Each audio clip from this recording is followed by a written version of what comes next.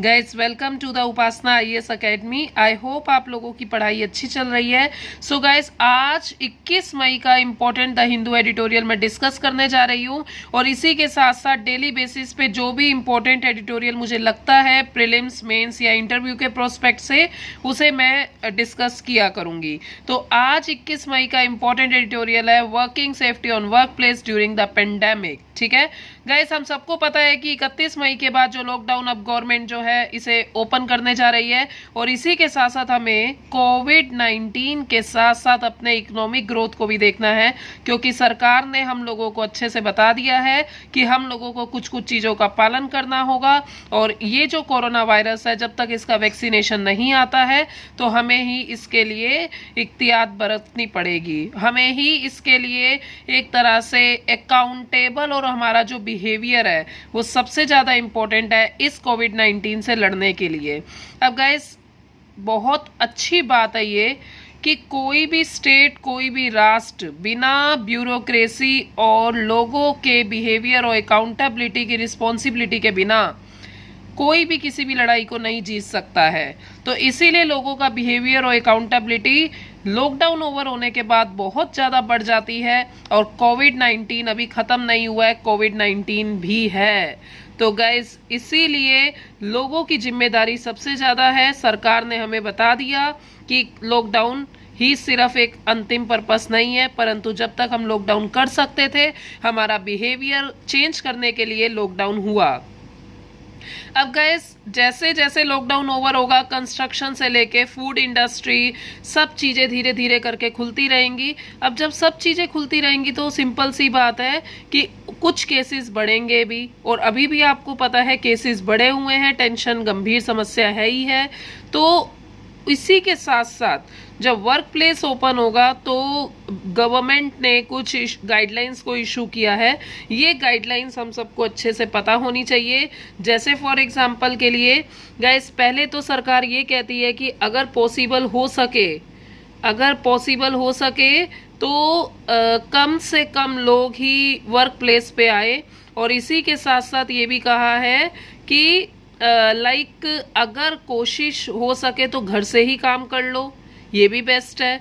ठीक है, दूसरा ये बात बोली है कि अगर किसी व्यक्ति को जो कि वर्क प्लेस में काम कर रहा है फ्लू के सिम्टम होते हैं, जैसे जुकाम हो गया, सिर दर्द हो गया, बुखार हो गया, टेम्परेचर हाई है, तो भाई सिंपल सी बात है कि उस व्यक्ति को ऑफिस अटेंड नहीं करना चाहिए और ऑफिस अगर अटेंड भी कर रहा है तो कोरोना का टेस्ट करवाया जाएगा और कोरोना का टेस्ट अगर पॉजिटिव आता है तो अपने ऑफिस में इमीडिएटली बताए और अगर व्यक्ति ऑफिस में बताता है तो ऑफिस उसे घर पे क्वारंटाइन रखा जाएगा और जहाँ जहाँ भी उसके क्लोज कॉन्टैक्ट्स है उसे उनको क्वारंटाइन पे 14 दिन के लिए रखा जाएगा। ठीक है, दूसरा मेजरमेंट ये है कि वर्क फ्रॉम होम हो और जो एम्प्लॉयर है, ठीक है, अगर उसे पता चलता है कि भाई ये व्यक्ति जो है इसके माइल्ड सिम्टम मिल रहे हैं तो 1075 में कॉल करके बताया जाए और पेशेंट को भी लगता है क्योंकि जो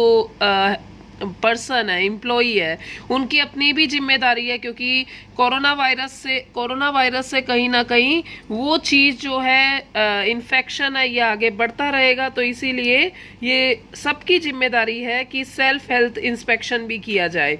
और अगर हम मेजरमेंट की बात करें तो मेजरमेंट ये है कि एक एम्प्लॉई को फिजिकल डिस्टेंस रखना चाहिए। अब यहाँ पे हमारे नरेंद्र मोदी जी कहते हैं 2 गज की दूरी, अगर व्यक्ति 2 गज की दूरी ना कर पाए तो कम से कम 1 मीटर की दूरी तो करे।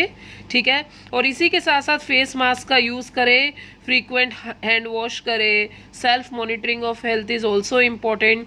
और गाइस फाइनली यही बात हम कहेंगे कि इन मेजरमेंट को यूज़ करते हुए कम से कम हो सके तो आप सोशल डिस्टेंसिंग का तो ध्यान जरूर ही रखें, क्योंकि सोशल डिस्टेंसिंग गाइस बहुत इम्पॉर्टेंट है।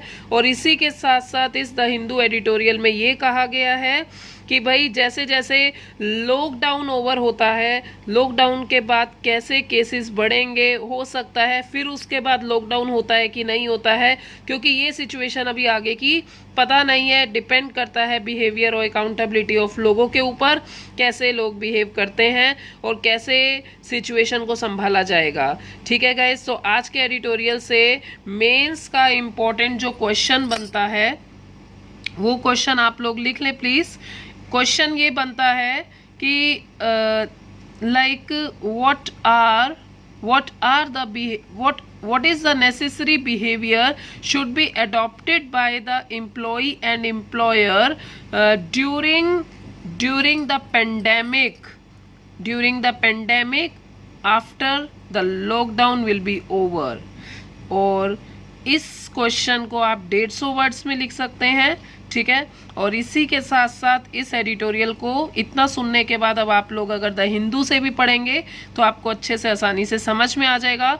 और जो बिगिनर बच्चे हैं उन बच्चों के लिए मैं इम्पोर्टेंट एडिटोरियल बता रही हूँ और डेली बेसिस पे ही मैं एडिटोरियल डालूंगी। और गाइस एक चीज़ और है कि अगर किसी बच्चे को कोई एडिटोरियल समझ में नहीं आता है तो प्लीज़ आप कमेंट करिएगा। ठीक है, और जो भी आप मेंस के आंसर राइटिंग करते हैं आप कमेंट पे डाल दीजिएगा, उसी से ही मैं आपका बता दूंगी कि यहाँ पे आपने मेंस आंसर राइटिंग में गलती की है या इसका क्या स्ट्रक्चर फ्रेम में आपने मिस्टेक की है, वो सारी चीज़ें आपको साथ साथ बता दूंगी। ठीक है गाइस, आई होप आप लोगों को ये वीडियो पसंद आई होगी और प्लीज़ गाइस इसे सब्सक्राइब करिएगा अगर आप नए हैं तो। Thank you so much.